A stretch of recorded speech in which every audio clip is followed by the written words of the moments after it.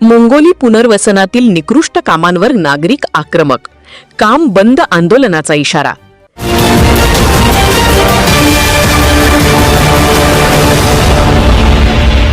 वणी शहर आणि परिसरातील ताज्या घडामोडींसह आपलं स्वागत आहे सिटी न्यूज वणीमध्ये.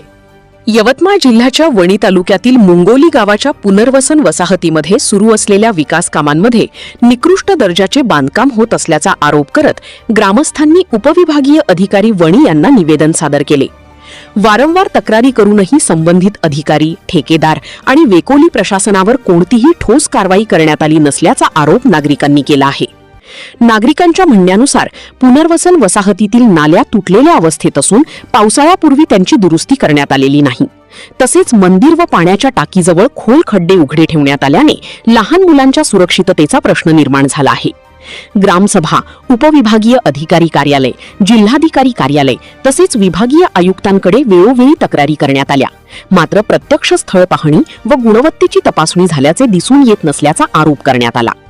निवेदनात संबंधित कामांची स्वतंत्र चौकशी करून गुणवत्तेची तपासणी करण्याची, निकृष्ट काम करणाऱ्या ठेकेदारास काळ्या यादीत टाकण्याची, दर्जेदार काम पूर्ण होईपर्यंत पुढील देयके रोखण्याची तसेच दोषींवर कठोर कारवाई करण्याची मागणी करण्यात आली आहे. याबाबत तातडीने निर्णय न झाल्यास आणि कामांच्या गुणवत्तेबाबत समाधानकारक कारवाई न झाल्यास नागरिकांच्या वतीने काम बंद आंदोलन छेडण्यात येईल असा इशारा निवेदनातून देण्यात आला आहे. निवेदनाच्या प्रती विभागीय आयुक्त, वेकोली मुख्यालय, तहसीलदार, गटविकास अधिकारी, क्षेत्रीय महाप्रबंधक तडाली, शिरपूर पोलीस ठाणे आणि मुंगोली उपक्षेत्रीय प्रबंधक यांनाही पाठविण्यात आले आहेत.